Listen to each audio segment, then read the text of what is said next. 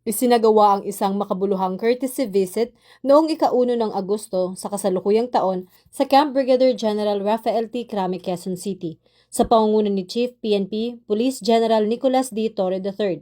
Kaniyang mainit na tinanggap sina Congresswoman Janice V. Dagamo, Retired Police Major General Felizardo M. Serapio, at Retired Police Brigadier General Jerich Royales sa punong himpilan ng pambansang pulisya.